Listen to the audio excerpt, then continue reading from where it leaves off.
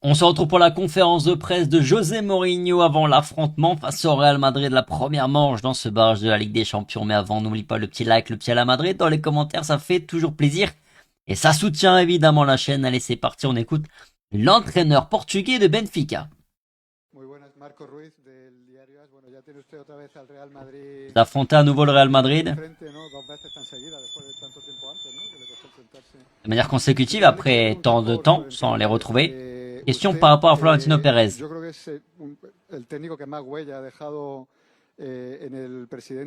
Il me semble que vous êtes l'un des entraîneurs les plus appréciés par Florentino Pérez, lui qui a eu le plus de crédit.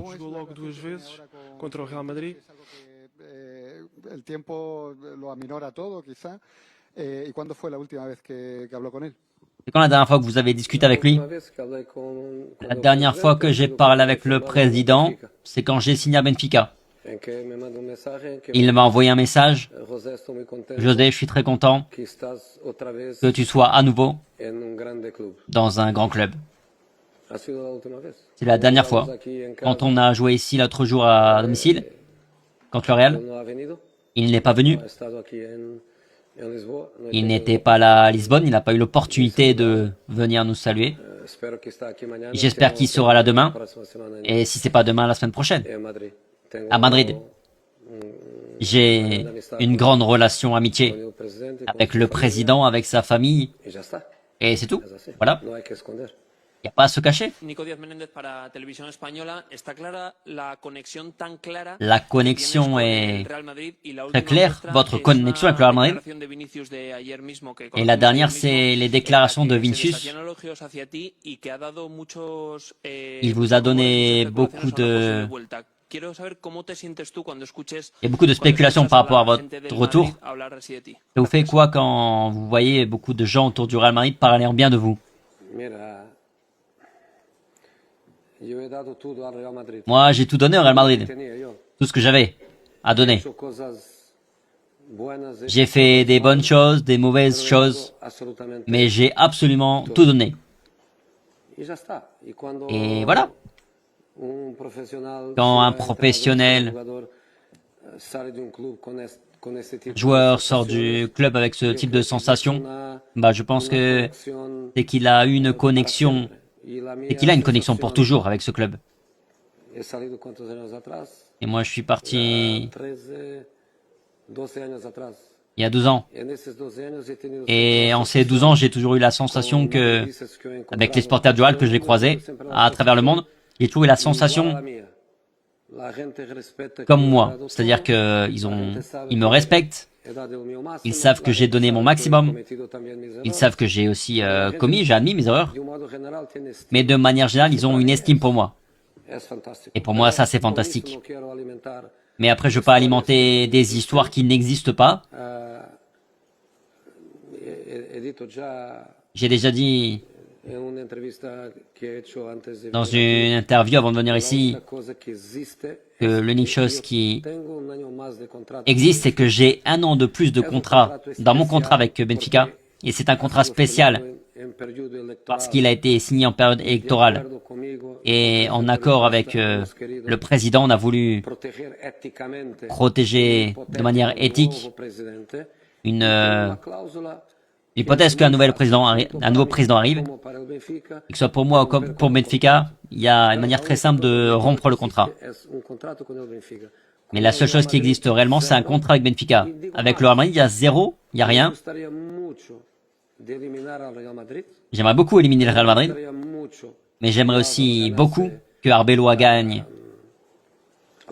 la Liga et qu'il reste au Real Madrid de nombreuses années. Parce que je pense que c'est un entraîneur avec beaucoup de qualité, de capacité, et un garçon avec beaucoup de madridisme et une personnalité pour entraîner le Real Madrid, ce qui n'est pas donné à tout le monde. Javier Herráez, en directo en Ser Deportivo de la cadena Ser. Quería preguntarle qué espera usted la próxima semana. Importa el partido de Qu'attendez-vous au-delà du match? Au-delà du match, qu'attendez-vous demain de ce match et au retour au Bernabéu, l'accueil du Bernabéu des supporters? Sur l'accueil, je m'attends à ce qu'ils m'oublient et qu'ils soient concentrés, focus sur le fait d'aider leur équipe, aider leur Real Madrid à se qualifier.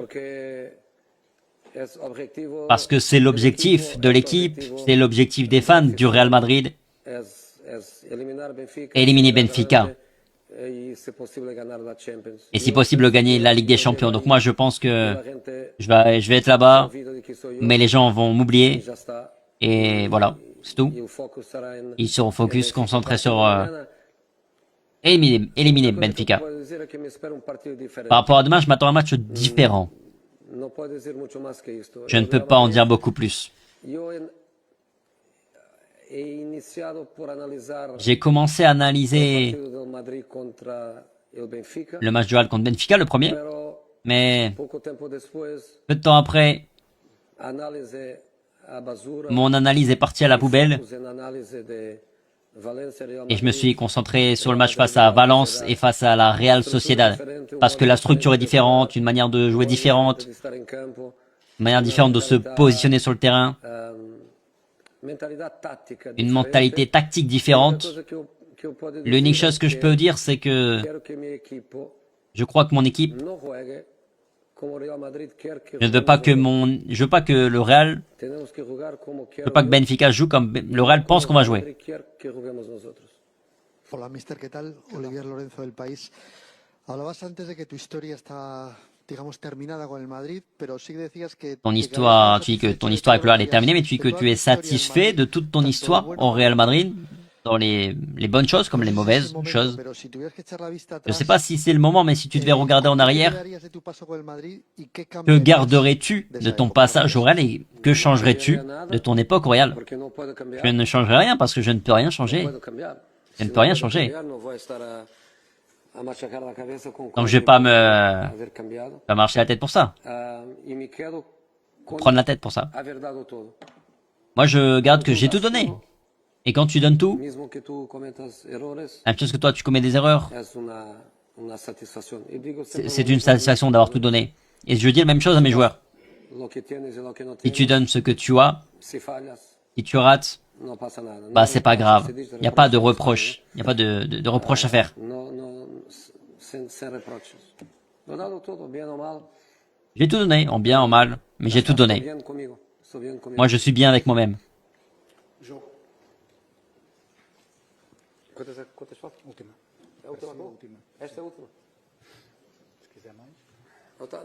Dernière question. Encore deux. Miguel Ángel Díaz de la cadena COPE. Vuelve mañana el Madrid a un estadio que le trae grandes recuerdos, aunque perdió con usted. Demain, le Real va se retrouver dans un stade où il y a de grands souvenirs. El club estuvo 12 años persiguiendo esa competición, 3 con usted. Quería preguntarle si le Real avait cherché pendant 12 ans cette décima. Est-ce que vous avez la sensation que cette décima, la 10e Ligue des Champions, est aussi en partie la vôtre? Est-ce que vous avez des frustrations de ne pas l'avoir eu? Je fais partie des rares entraîneurs qui ont quitté le Real Madrid sans se faire virer. Comment ça se dit ça? Se faire virer. Tu pars de ta propre décision. Tu dois être... tu n'as rien à te reprocher, tu ne dois rien oublier. Non. Moi, je suis parti du Real Madrid avec mon âme complètement propre. Je n'oublierai jamais ce que m'a dit le président et José Angel quand j'ai décidé de m'en aller. Ils m'ont dit, maintenant viennent les choses bonnes, faciles, parce que le difficile a été accompli, le plus difficile a été réussi.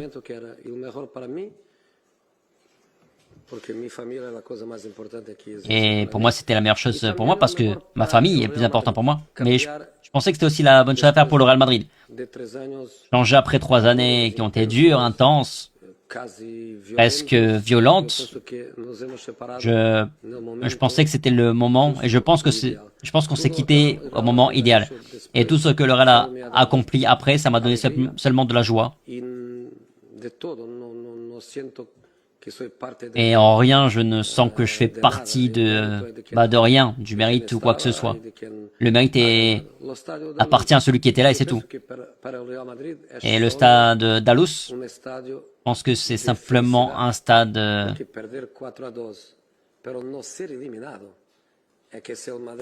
beau stade parce que le Real Madrid a perdu mais n'a jamais été éliminé. Le Real n'a pas été éliminé.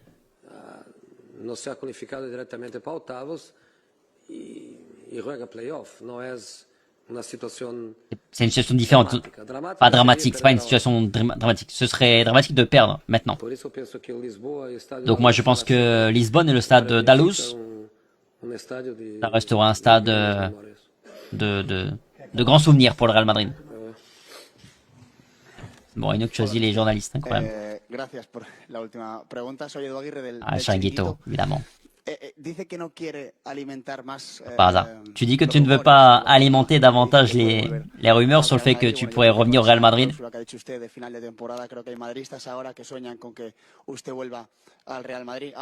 Vous avez dit que vous avez une clause qui pourrait être facilement rompue. Est-ce qu'on peut dire non à Florentino Pérez et au Real Madrid? On peut dire non? Oui. Oui. Vous pouvez dire non à Florentino Pérez. Oui, je peux. Oui. Bon, voilà pour la conférence de presse de José Mourinho avant le match de demain entre Benfica et le Real Madrid. Merci beaucoup d'avoir regardé la vidéo jusqu'au bout. Les conférences de presse côté Real Madrid, évidemment, arrivent ou sont peut-être déjà en ligne d'ailleurs. Arbeloa est un joueur du Real Madrid. L'avant-match est également disponible. Je vous le mets ici. Et puis sinon, on se retrouve demain 20h en direct pour l'avant-match en direct avec Rota. Vous connaissez vos rendez-vous et débrief après le match et à la mi-temps. Bref, sur ce, on se dit à très vite sur la France. Et ciao.